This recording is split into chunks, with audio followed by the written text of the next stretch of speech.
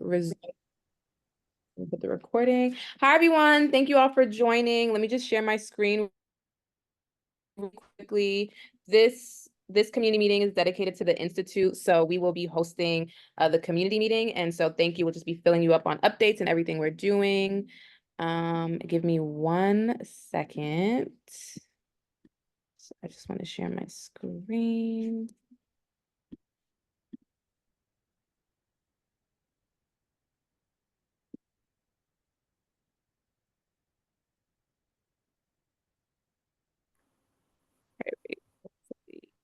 It's too much. Can you guys see? Yes, beautiful. Okay, perfect. Let me just move this away. Okay, welcome everyone. Thank you all for being here. We're just gonna get started. We're gonna get right into it. So this evening, let me just fix my screen. We'll just do a deep dive on the Institute, what we've been up to, team introduction, so you get to know all of us if you don't know all of us already. This is also the Institute's second year anniversary. And so we'll be celebrating that, letting you guys know what we've been doing the past 2 years, what we have in store. And so we just have a full program for you all. I'll do a little icebreaker just to, lighten the mood a little bit and get folks engaged. And then we have some of our lovely educator ambassadors who will talk about the work they're doing in their communities with the help of CP. And so really excited about that. Thank you for being here. And then summer's here. We have so many events and programs and lectures that are happening. And so we really just want to let you all know about what we have in store. And so, yeah, thank you again for being here. And then we'll close it out strong. And then at the end, if you have any questions or anything, we'll be happy to answer. So with that being said, next slide. All right. Good evening. Thank you, Victoria. So you just heard from Victoria Elias. We'll have an opportunity for everybody from the team to introduce themselves shortly and tell a little bit more about what they do for the Institute. So for some of you, this may be your first community meeting. For others, you join us every month.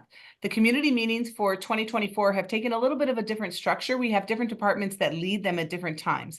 And so it is wonderful that this June, which happens to fall on the 2-year anniversary of the Institute for Common Power's inception, then the Institute team will be leading this.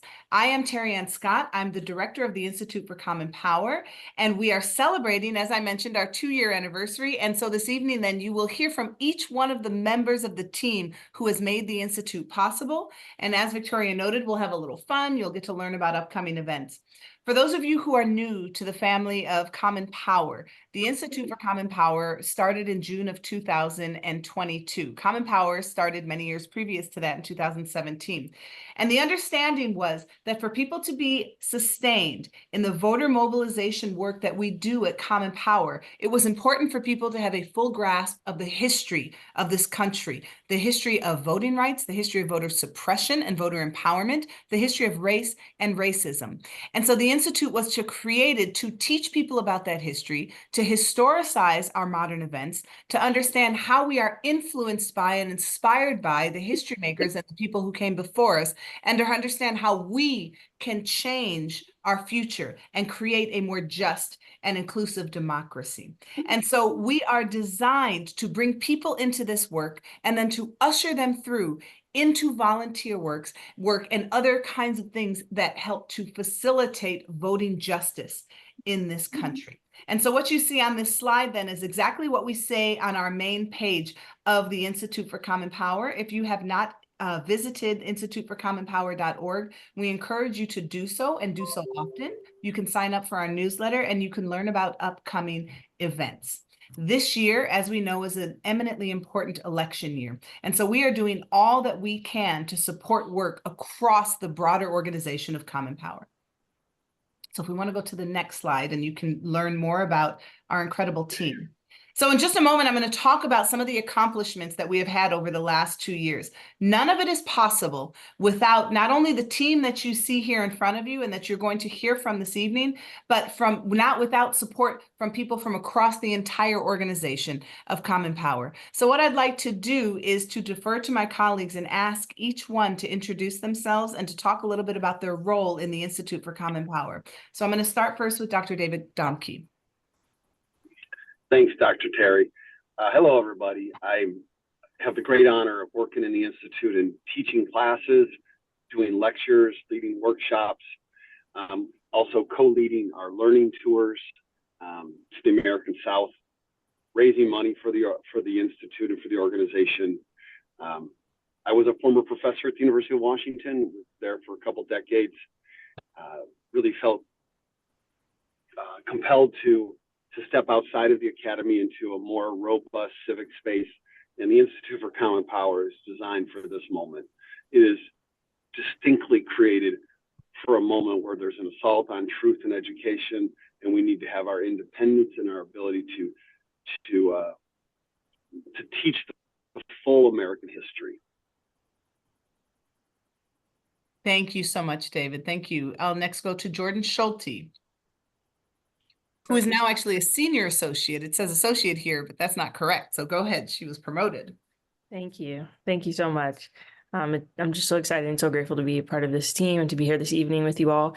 As Dr. Scott mentioned, my name is Jordan Schulte. I'm a senior associate with the Institute for Common Power, helping out in our operations and finance areas there with the team, and also a member of the development team with Dr. Domke. And this work is just beyond a privilege and is definitely passion work for me, and it's something I'm so passionate about and just grateful to be a part of. Really glad to be with this team and excited for the rest of this meeting. Thank you so much, Jordan. And now Dr. Devin Geary, please. Hi, all. My name is Dr. Devin Geary. I absolutely adore being a part of this team. This is my dream job. I help with programming. I'm a senior program manager, so I'm on the back end of our lectures and our courses, our learning tours, any way I can support the work that we do to push for a more just and inclusive democracy and learning about history. And I also work with the fieldwork team. Maybe you've been a part of my workshops on dialogue for a just and inclusive democracy. I see a couple head nods. If not, you should check it out. And I'll also be offering a workshop this summer for the Institute to talk about how we can have conversations about identity and across difference. Just honored to be here. Thank you. Thank you, Dr. Devin Geary. Next, we have Celestria Hill. Hi, everyone. I'm Celestria. I'm a senior associate with the Institute for Common Power. I'm so thankful to be in this organization and working amongst my team members. I'm a former educator, elementary and middle school special education teacher, and now gladly working with the Institute. My day-to-day, I work with the development team, and also I'm known more here in Selma, Alabama, where I'm more of the Selma coordinator here. So I represent Common Power in the Institute for Common Power, help with programming here, and I'm just so thankful to be embraced by this community and what I do with Common Power. So I'm so looking forward to the rest of this meeting, and thank you all for joining. Thank you so much, Celestria. And now we have Victoria Elias, and who has also been promoted to a senior associate. Yeah, hey everyone, I'm Victoria. Formerly, I worked in our fieldwork department over at Common Power, and now I am at the Institute, and I help with program development, and primarily I focus on our education to action initiatives, which really focuses on shepherding our educators that come through the Institute into Common Power, into fieldwork, knocking on doors. And so if you've been on any fieldwork trip in the past couple of months, hopefully you've encountered some of our amazing educators. And the goal is to keep getting educators out on the doors with us, knocking on doors, getting the vote out, especially in this upcoming election. And so that's what I focus on, and that's what, I'll continue to do. So with that being said, 2 years of the Institute. Thank you, Victoria. So Victoria is going to run much of this meeting. In just a moment, she is going to take us through trivia. If you've ever been on a learning tour with us, then you have experienced Dr. David Domke's trivia on the bus. If you haven't, it is something to experience. So we tried to translate that as we could into this community meeting, and Victoria is going to lead us through that in just a moment. But before that, we wanted to highlight some of the things that we have been able to do, not on our own. First of all, through our team. I often refer to the Institute team as a dream team, and I don't say that in jest. I don't say that as an overstatement. If any of you have interacted with members of this team, you know exactly what I'm talking about. These are individuals, and I see some of you nodding your heads. These are individuals who are committed to this work. This is not a job. This is a commitment. This is a push for social and racial justice. This is heart work that we are doing here. And it is an absolute honor to work among people who feel this way about this work, and then to bring all of you into the work that we are doing. And so before we get to our trivia, I wanted to do a little recap because we launched the Institute in June of 2022. It is astounding to me when we step back and look at what we've been able to accomplish as a team and with Common Power in general across the org and with all of you. And so it's been our 2nd year anniversary. If you receive our newsletters, then you are receiving work that is done by the incomparable Dr. Devin Domke. She is putting these together for us each month. If you do not receive our newsletters, please register right away. Over the last 2 years, we have done nearly, it feels like more, but nearly 20 learning tours with over 500 participants, as well as about 5 educator learning tours. We first did our educator learning tours in October of 2022. We give educators who apply for this journey full scholarships to be able to participate in this journey. It is always a sad day when we are not able to accept every applicant who applies for a learning tour because we would like to accept every single one of them. You see that over the past 2 years, since October, not even quite 2 years, October of 2022, we've had 130 educators who graduate into becoming educator ambassadors, and Jordan's going to talk more about that. Jordan's going to talk more about that in just a bit. But I want you to think more in depth about those numbers. When we did a survey, each educator has about 100 students per year. 130 educators times 100. That's how many students we impact each year. And then it's exponential because we add more educators and they have more teachers. If we could go to the next slide to recap a little bit of what we've done in the last 2 years. We've had more than 10,005, I cannot get over the number, 10,500 registrants for what is likely over 70 lectures that we have been able to provide, both with those of us who are full-time staff, myself, Dr. Domke, Dr. Geary, as well as renowned scholars from around the country, Dr. Hakeem Jeffries, Dr. Hassan Jeffries. Hakeem is his brother, as we know in the Congress. Dr. Uhuru Williams, Dr. Peniel Joseph, Dr. Kathleen Cahill, and so many more. We've had foundational courses that so many of you have signed up for, where you can join in a mini course of 3 to 4 lectures and continue learning. And we do those in partnership with the University of Washington Department of Medicine. We also have had vision conversations with legends, including Dr. Hassan Jeffries, Dr. Harry Edwards from the famed Olympic Project for Human Rights, Dr. Eric Foner, Christine Turner, and so many others. And several of you participated, and even some of you were exposed to our work last year when we did what we consider quite a historic 24-hour teach-in for democracy. As Dr. Domke mentioned in the opening of this, we are facing an assault on truth in this country. It is an absolute truth that people are trying to stymie factual history, trying to rewrite the historical narrative. And we are trying to attack that every day in the work that we do. And we went to Florida on the ground last year for a 24-hour teach-in. That means 24 hours nonstop, where we taught truth. And next, I'm going to turn it over to my colleague, Victoria Elias. Hey, awesome. Thank you so much for that, Dr. Scott. Wait. Before that, I'm gonna butt in. Wait. Oh. I know you got an icebreaker. Real quick. Just because I like throwing off Victoria. No, I'm joking. I have to run to another meeting, and I just wanted to cut in for 1 second. And first of all, I'm Charles. Oh, thank Douglas. you. Yes, I know. The incomparable Dr. Charles. No, I'm not a doctor. I'm joking.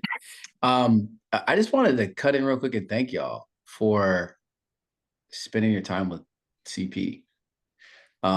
what do they say? You could have been anywhere, but you chose to be here. And many of you, as you can see from all of the achievement in education, they could have been anywhere in the country doing all kinds of great things. And they chose to spend their time with Common Power, teaching this community of people that has decided that they're going to try to change the country by talking to voters. Thank you for doing that.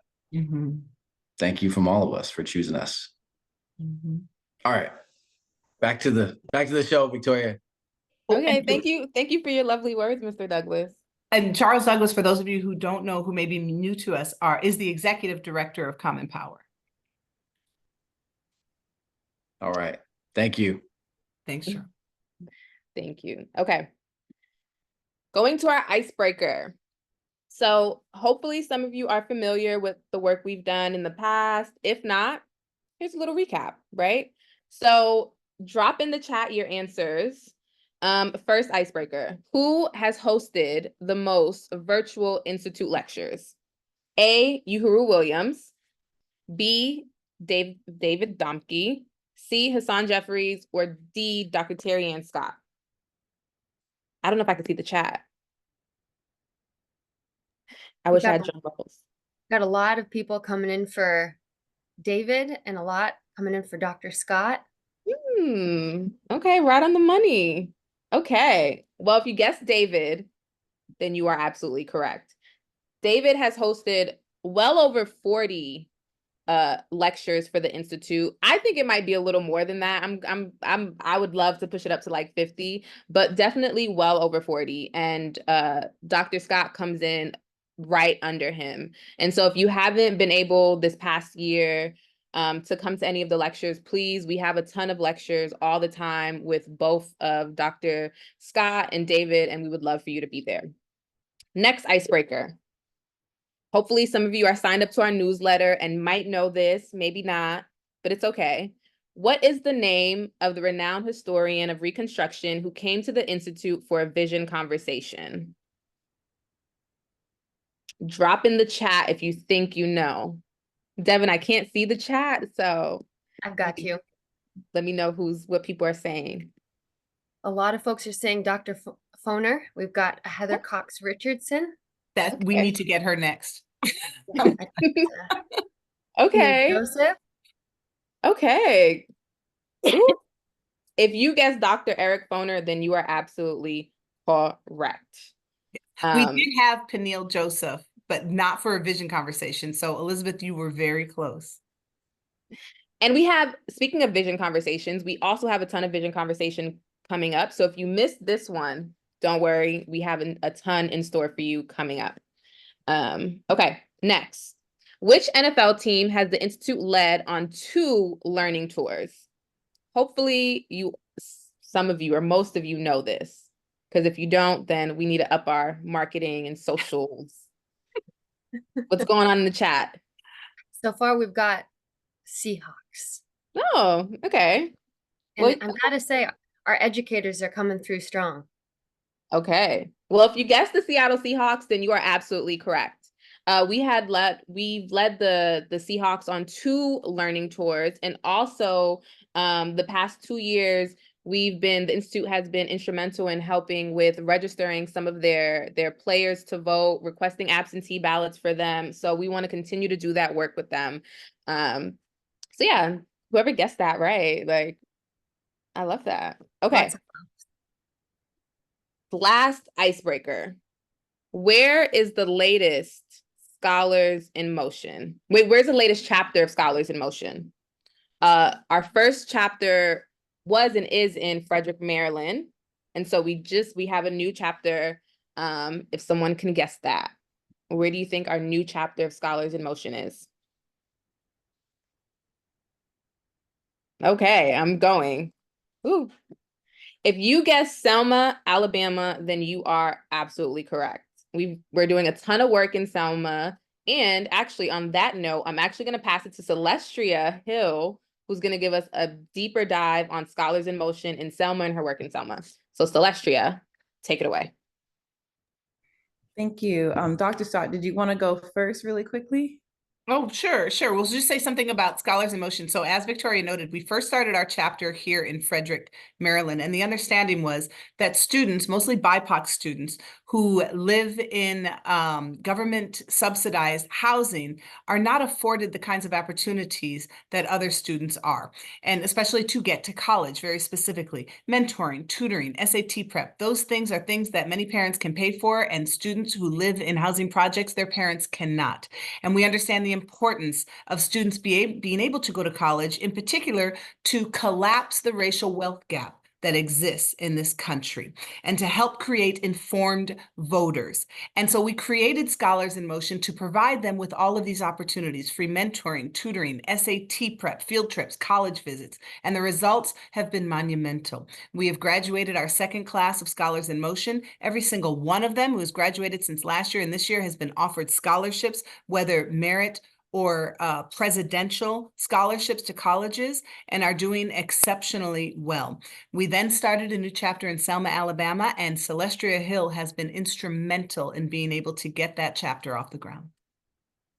Yes, thank you, Dr. Scott. And I'm so thankful to be able to have or work with this program. As a teacher, this is completely fulfilling me. So in Scholars in Motion, so far in the Frederick chapter, we, like Dr. Scott said, on our second cohort. So we currently have 18 students in the Frederick chapter.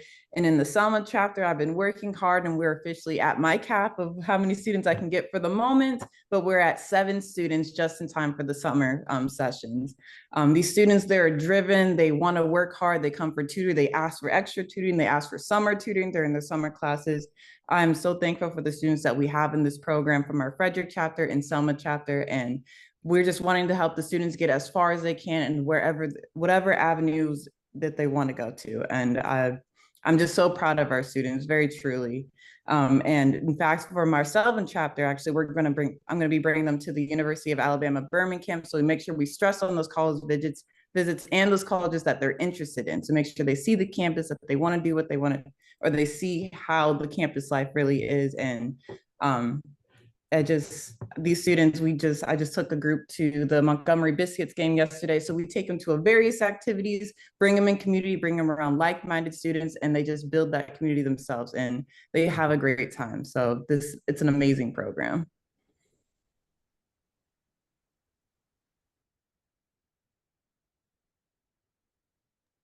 I'll pass it back to you, Victoria. Thank you. And I'm going to pass it to Jordan. Thank you. Thank you. Yeah, I just love hearing some, about the Scholars in Motion program. It's really inspiring, and definitely you guys are making, and, our entire CP org is making such a difference in those students' lives. So just kudos to you guys and all who are really running the program and hands-on with the students. Amazing. In line with our educational work, we actually have an education action grant that we offer to our educator ambassadors, that Dr. Scott had mentioned previously. So those educators that we take on our learning tours, once they've completed a learning tour and they return from the Georgia and Alabama trip with us, they're afforded many different opportunities that they can take advantage of, ranging from attending lectures for free to this education action grant that they're eligible to apply for. It's up to $1,000 per calendar year where they're able to actually receive the funds to support their students. So that could be, as listed on the slide, classroom supplies, books, tech. Some of our educator ambassadors take their students on field trips. So they do many amazing things. And we're just so grateful to have our educators with us and to see the way in which they're changing their students' lives with these funds. We actually have some of our educator ambassadors on the call with us today, on the virtual call with us today, as Victoria mentioned earlier. And so they're going to share some about the work they've done and what the education action grants have allowed them to do for their students. So we have Carmen Cruz, Kate Ehrlich, and we also have Ivory Kennedy Jr. here, who's going to share about another special project that he's been working on for the Institute that we're going to feature on our website coming soon. So you all are getting a sneak peek into something that we're working on that you'll see coming up pretty soon. But we're just really grateful and glad to be able to offer this financial opportunity to educators who we know are not receiving the funds that they need to provide all the things that they want to for their students. And so we're really glad that we can do this for them, that they can have the opportunity to provide whatever they need to their students to succeed and to have, additional opportunities in multiple different facets. So I'm excited to introduce them. I think first up is Carmen on the slide. So I'll have her come and introduce herself and share the amazing things she's been able to do with the Education Action Grants. Thank you, Jordan. So I'm Carmen Cruz. I'm a teacher at Sunset Park High School in Brooklyn, New York. And what I was able to do with this grant was provide an experience for my students, one that I wanted to replicate as best I could the journey we went on as educators with the Institute, but just a bite-sized version in New York because it's expensive. So the first part of it was just taking them on a literal journey. We took a trip to the Museum of the City of New York. And I was able to take about 60 students to this trip, and they got a personal tour. So this museum in particular is closed just for private tours. So the students got to feel like this was exclusive and just for them. And they had the whole access to the exhibit and a private tour, and they got to interact with some of the exhibits, as you can see in these photos. And then what we ended up doing was organizing a history fair to have students kind of center the histories that they want to speak about. And again, that's similar to what we did in our 24-hour teach-in. So a lot of doing the history fair was, staying after school with kids, helping them with their projects.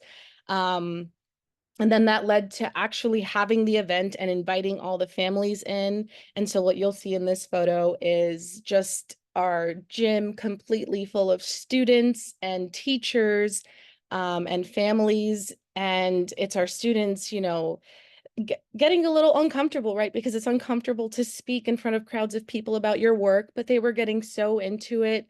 And they each chose such unique topics, especially in today's political climate. It's so important to give them agency and give them a chance to speak their minds. And so they were able to do that. And I know y'all see smiling faces here. If I could just like the experience itself, they were so overjoyed. In my last couple of slides, you see some of our participants and then all of our winners. So we had different categories where we had students who had exemplary projects receive some awards, and they were so proud of themselves. And I think the greatest takeaways that I had from this experience, and there are some quotes in the last slide. So the first one was in reference to the winner, who she just moved to the country and didn't know any English in September and was presenting in 2 languages, and she ended up winning like our grand prize. One staff member said, in all my years of teaching, I've never seen someone differentiate a history lesson the way she did. And this was of our winner. I have a student who was in one of those photos who's never really done any extracurricular activities. This was her first go at it. And all participants received a medal. And she FaceTimed her family and was like, I won. And then turns over to me while on FaceTime with her family. And it was very intimidating. There was a lot of people in that FaceTime. And she's like, Miss, I won. You said I could do it. And she just kept screaming that she won. And like, she didn't have to win a grand prize to feel that she had accomplished something. And like, to me, I think that was maybe my greatest gift of this whole thing. Some students who didn't participate, like one in particular that was a student I had last year, was like, well, what's next year's theme? And so that tells me that I can keep this going, and there will be interest. And then, we all have difficult colleagues sometimes that, are super negative about things. And this one colleague who's notorious for being negative said, if PD were like this all the time, I would never complain about going, because he genuinely enjoyed being with those kids and learning from them. And all of this was possible, all those smiling faces, all the joy, it was because of the Institute and because of this grant. And me and my students and my school community, we're all incredibly grateful. So thank you. Thank you so much for sharing, Carmen. I think this was my first time hearing you actually talk about the project. And so like, you just melted my heart. I am gonna let Kate go. and speak about the project she did with her students. Sure. So like Carmen, I used my grant money to do a special project with the kids.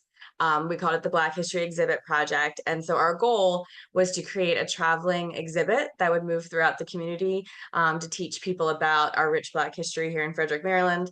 And so we started with doing research. We partnered up with ARCH, which is a local organization, and they took us 20 staff members and the students on this walking tour of downtown Frederick to learn more about All Saints Street, which is kind of the heart of our Black community. And that kind of got the kids thinking about what they wanted to research and what topics they wanted to look into. We also had a few of our students last May who attended the soil collection ceremony that took place in Frederick to honor our 3 lynching victims. And so one of those students was so inspired by that experience that she decided that for her part of the project, she would really in-depth research those lynchings. And so she went into all the primary source material, looked at all the old newspaper accounts to do her project. We also went down to the Maryland archives and found some new sources that people hadn't seen before, and we're able to add that to our display. So we did our research, and then we created our exhibit. And so our exhibit was 20 panels. My original proposal said 10, but they kept thinking of ideas of things they wanted to do. And so it was divided into 4 sections. So we had a section on slavery, one about the Black churches in our community, one looking at racialized violence. There was a case that we kind of learned about in 1920 of a teenager who had been convicted of murder. He was kind of railroaded. So we pulled up like the old trial transcripts, and the kids pieced through that to be able to tell his story, which I think resonated with a lot of our students because he was the same age that they were. And then we had a section on segregation, and we were able to find an old documentary that had been filmed in the late 80s, like early 90s, that had a lot of our local residents telling their stories about growing up in Frederick and what it was like to experience different locations. And so they were able to incorporate that and to kind of look at how different areas of our community that still exist, parks that they use, cemeteries that they visit, how those experiences were different, a couple decades ago.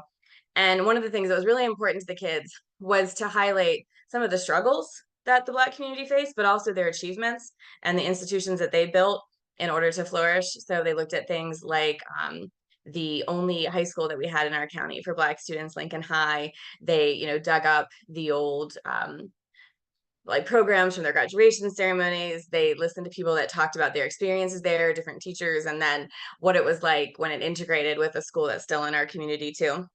And so you can see in the pictures on the left side, this is when it was on display at our local library downtown. And on the right is when it was at our school, a piece of it, when it was at our school. And so after we did the exhibit, the kids wanted to share what they had done with the community. So we took a room at the local library and held like a panel discussion. So you can see at the bottom there, those are the 11 students and I that participated. And so they each went and presented their work. And then they did like a Q&A with the audience. We had 3 members of our Board of Education that were able to come, which was really, the kids were really happy about that.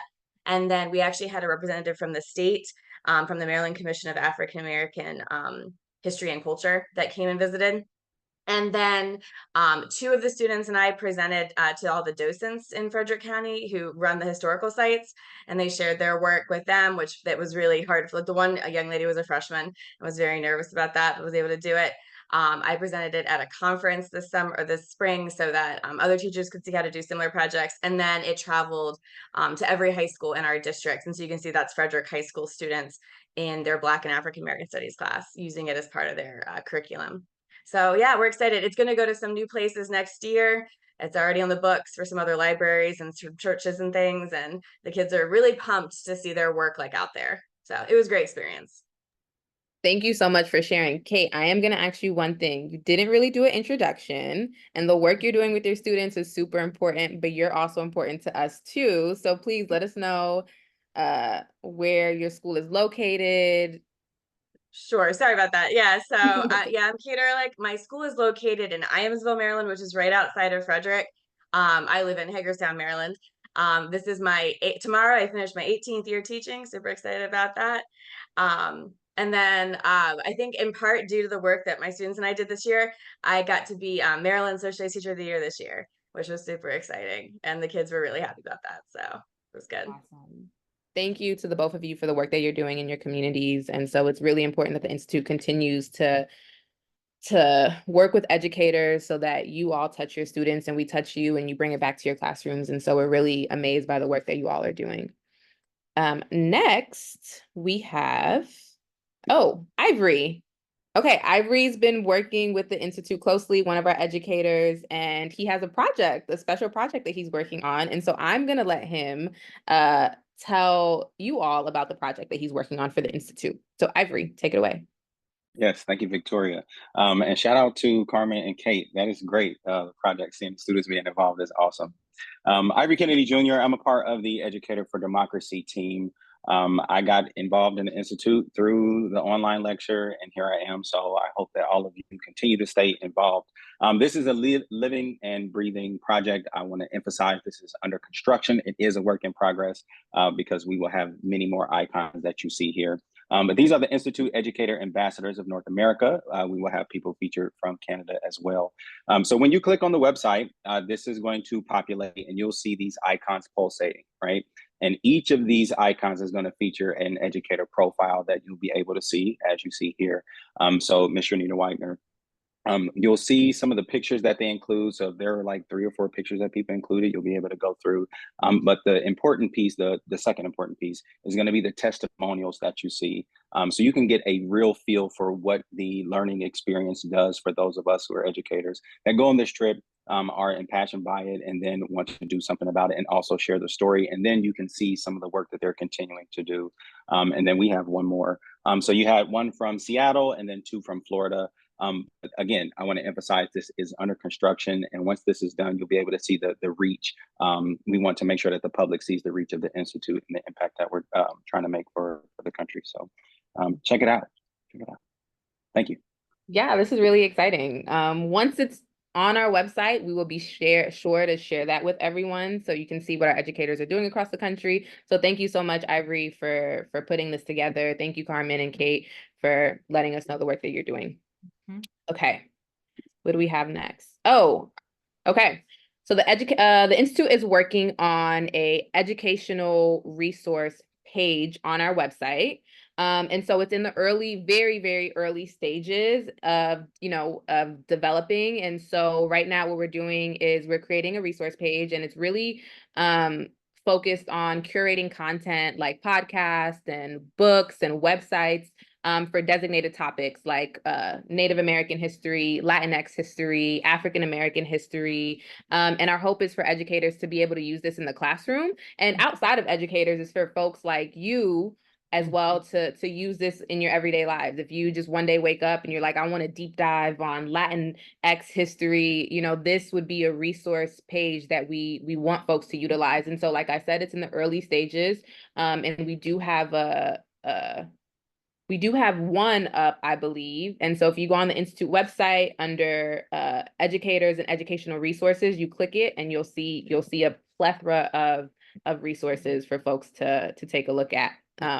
Dr. Scott, did you want to add anything else? I do. I want to add a couple of things. First of all, thank you to our educator ambassadors for what you presented. I got teary-eyed watching it because, I knew about these projects, but hearing you all present it and hearing the passion and the impact on the students, it never stops being moving. And it is an absolute honor that we are able to support that work. And we're only able to support that work because we have a community of people who support our work. So we can help them do their work because you all who are out there help us do our work. So by extension, you're making this possible for all of those students. That is how we create change. That's how we facilitate change. And it is unbelievable to be able to do so. And our commitment to truth then also extends to being able to provide not only lectures and workshops, but also these resources. So I strongly encourage you to go to the first page of that resource page. What we have up right now is African American history and culture. And so when you click through that and you go to this page, you click on African American history and culture, then you'll be able to see icons that are Reconstruction, transatlantic slave trade, the Civil War, the modern civil rights movement. Then you click on those and it's a list of various resources.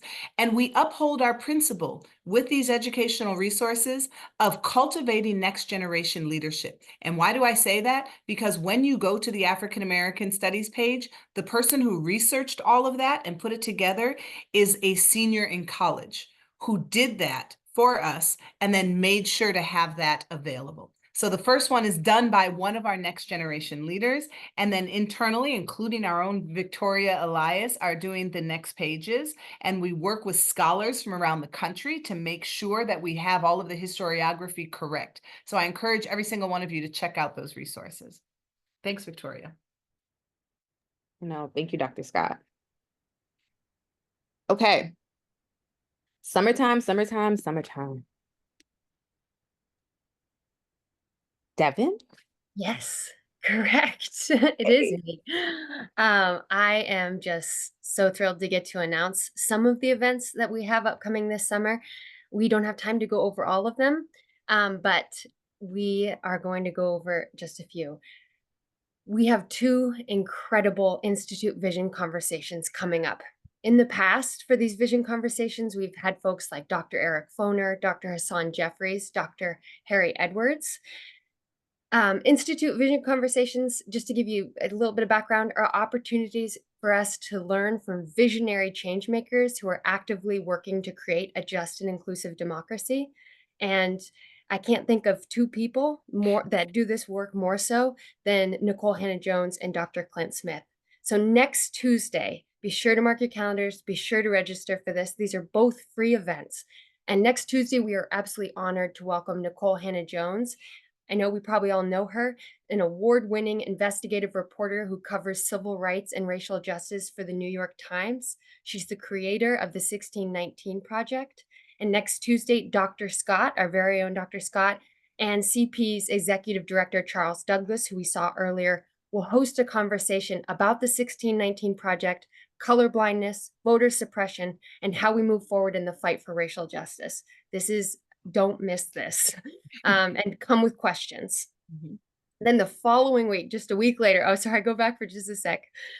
Just a week later on Thursday, June 20th, we're thrilled to host New York Times bestseller and award-winning author and poet, Dr. Clint Smith. He's the author of How the Word is Passed, A Reckoning with the History of Slavery Across America. And he's also the host of a YouTube series, Crash Course Black American History. His work has been published everywhere, The New Yorker, The New York Times Magazine, The New Republic, and Dr. Scott and David Domke will host a conversation with him about the imminent truth in education. So excited to see you all there. We will all be there. And thanks for dropping a link, Ivory. All right, we're ready for the next one. So in this really tense political climate that we find ourselves in, we at the Institute talk a lot about the importance of coming back and finding community, being in community, finding spaces to fill up our cups with hope and determination and inspiration. And that's what this event is all about. It's 24 hours on the 60th anniversary of the 1964 Civil Rights Act, hosted by Dr. David Domke and Dr. Terry Ann Scott. And it'll have music and trivia and lectures and poetry. It's got it all. We'd love to see you there. Mostly Dr. David Domke. Mostly Dr. David Domke, because we're getting ready for, and you can go to the next slide, our first ever Educator Symposium. This is a huge deal. We've been preparing for this for about a year now. So from July 15th to the 19th, the Institute will hold an Educator Symposium that will bring together educators from across the country and the world to engage in what we call movement learning. So it'll take place in Selma, Alabama. And you can actually see in this picture, that's a picture of the building that Common Power is now an owner of. And we will be hosting it in this building, right by the historic Edmund Pettus Bridge.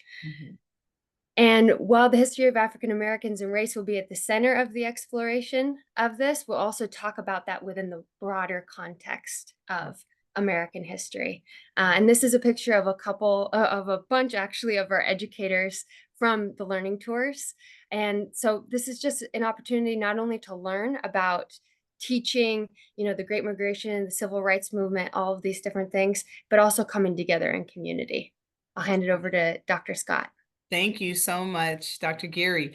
The Educator Symposium, if we go to the partnership slide, that would be great. The Educator Symposium is something that we offer to those who are Educator Ambassadors. And as Jordan noted, Educator Ambassador means they have gone through the learning tour already, and then they apply to go to this. When selected, they do not pay for anything. Once again, that is possible because of the support that we have in our broader community. So this resembles in some ways a learning tour, but it is a conference as well, where they will learn from, and we'll see this on the next slide, incredible scholars, foot soldiers, and these organizations.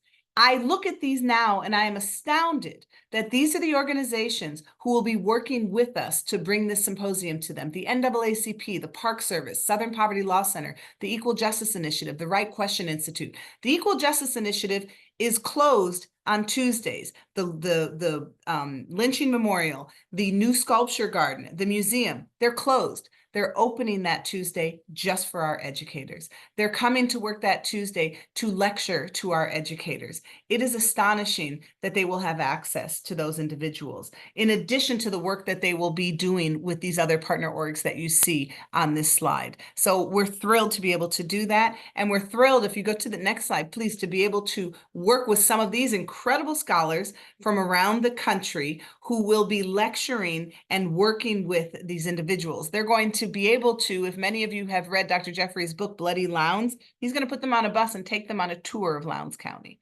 through all of the different spaces that were instrumental in the fight for voting justice, particularly after the passage of the 1965 Voting Rights Act. And so we have quite an incredible symposium ahead for us. So we're excited about that. And not lastly, because we have a closing message from our very own Dr. David Domke in just a moment. But one of the things that we're really excited about that's coming to fruition now is our Scholar in Residence program. We want to support the work of scholars, particularly scholars who are doing incredible revolutionary work on marginalized people in the Deep South. And so we have selected our first 2 scholars in residence. They will literally reside in the building that Dr. Geary spoke about just a moment ago, and they will do work that is relevant to the Black Belt. Our first is Dr. Jeffries. Our second is one of the editors of The Atlantic, Van Newkirk, who will be investigating how climate change and climate change disproportionately impacts communities of color. So we're very excited about our Scholar in Residence program. And lastly, I will turn it over to Victoria Elias. Okay, so you all met Dr. Domke earlier. He wasn't able to stay on for the last portion of this meeting, but he did not want to leave without saying some final words. So I'm gonna play a video that he made earlier today.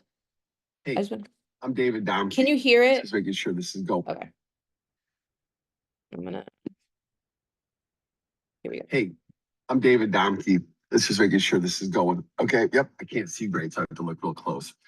Really glad to have a chance to say some final words here. I'm not able to be at the meeting at this point in the meeting time because I'm off to another event for CP, but I wanted to record a short little comment.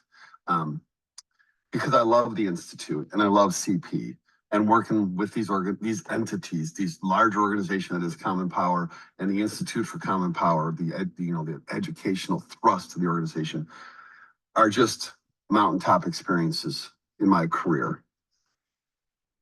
When I hang out with younger people and we play some games like board games or any other kind of fun little games, one of the ones they've taught me over the years is a game called 2 Truths and a Lie, where a group of people are together and each person says 2 things that are true and 1 thing that's a lie. And the rest of the group has to kind of vote, make their own personal vote on which one they think is the lie. So 2 truths and a lie is you say 3 things, 2 of which are true, 1 of which is a lie. And the rest of the group is trying to figure out which one is the lie.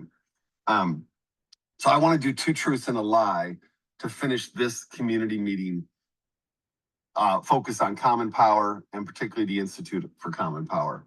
So here's 3 things I'm going to say. The first one is that it is June 6th, 2024, and 80 years ago today, the American nation did one of its greatest things. It, under the leadership of so many and with the support of so many, led the Ally effort to storm the beaches in Normandy and to begin to root the Nazis out of Europe. 80 years ago today, that occurred. And it's a great, great moment in the American story. That's the first thing. Remember, you're trying to figure out two truths and a lie here. The second thing I want to say is that when those Allied troops landed on the beaches of Normandy, the United States Army was also a racially segregated army. There were divisions and battalions, and they were segregated by race and ethnicity. There were white divisions, there were black divisions, there were Japanese American divisions. There were, I'm assuming, but I have to be honest, I don't know for sure, Latino divisions. So even in the midst of that great, great ascendant moment for this country and the goodness and the morality of that battle, the second statement is that the United States was flawed and discriminatory and unjust in that moment, and had been for hundreds upon hundreds of years.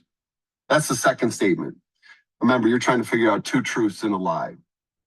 The third statement is that telling both of those truths somehow diminishes us as a nation and as a people and as a democracy. That being able to tell the full truths, those two items, somehow undermines us, diminishes us, reduces us, lessens us, hurts us as a country and as a people and as a democracy. That we can't tell both. That's the third item. So which ones are true and which one's the lie? Well, this is not a difficult one. The Institute for Common Power is committed to the first two truths, the first two items, both truths, to telling them in the entire American arc, and to revealing the lie that is the third item. We need to tell the whole story, and we are actually better for it. We are able to come together with integrity. We are able to join in a sense of purpose, common purpose, in order to build common power when we tell the full truths. It's great to be with an organization committed to common power. The leadership of Dr. Terry and the Institute and the colleagues that we all get to work with and learn from, profound. Thanks for being part of this. We need everybody. Let us embrace the truths and go forward with the strongest sense of purpose we could have for our democracy, for us as a united people. Thank you. Amen.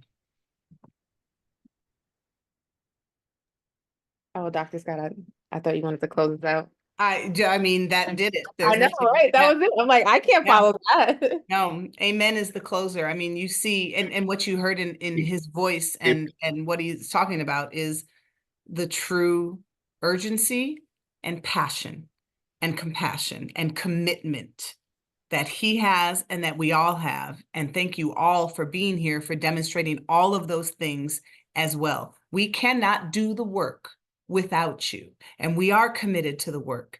And it is all of you who allows us and sustains our work and allows us to continuing to do that. So thank you all for joining us. Thank you to the Dream Team for making all of this possible. Thank you to the entire Common Power community for supporting this work and joining us in it. Have a beautiful evening. Have a good night. Thank you, everyone. Thank you. Thank all so you. much. Thank you. Good night. Bye-bye. Well, damn, I'm ready to go change the world after this meeting. Let's do it. Isn't that how we always feel after one of these? Yes. Right. Let's do it. Right. Okay. I didn't know where David was going with that, but he got me. Like I'm ready to go. I'm ready That was to go. perfect. Yeah, no, David's great. It was great. Okay, team. All right. Well done, everybody. Look, it's 9 o'clock on the dot. I was really scared that we were not gonna. I was just like, "Oh, this is a lot." I was trying to rush. Okay, no, that's You got perfect. it. You had us with the slides though. You had us. We pushed them along. I was like, oh, we're on the next slide. We're going. Yeah, just like let's go. No, I was like, all right, I was trying to it's follow on time. Good. Ooh, Sorry, thank guys. you. Good Okay, work. thank you, That guys. was perfect. And Ivory, thanks for joining us. I think Kate and Carmen are gone already, but thank you so much. And thank you for the work that you're doing. This is really such an incredible way for people to be able to come to the website and see exactly as much as they can how inspirational this work is and what our educators can do. So I'm just happy to be here. So thank you. yeah. Thanks, Bye, everyone. everyone. Bye, team. Good night, everyone. Okay, closing. Dr. Scott, Uh-huh. I know I was supposed to show the mapping of the website. I couldn't. I was navigating the screen. I was like, I couldn't. I wouldn't have been able to do it. I was like, I get okay, it. if I exit out, it's gonna take me 5 minutes to come back into this. I was like, no, I can't do this. Do you know it was better by saying go to it? I think a lot of people will go to it. Yeah, and I'm gonna send a follow-up email. So I'm gonna everything Oh. we have in there, and then I'll include the link to it and everything. So I think a follow-up email with everything we have upcoming, including the recording of tonight. Yep.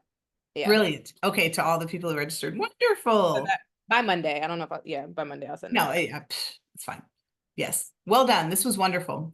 Okay. Hi, Really Charlie and Joe, if you're still listening. All right. Thank All you. right. Have a good rest of your night. You All too. right. Bye-bye. Ooh. Watching all you beautiful people and being thankful and grateful for you. Thank you for joining. Hopefully we'll see you next time. Thank you. We really appreciate it. Bye-bye. Okay, good night.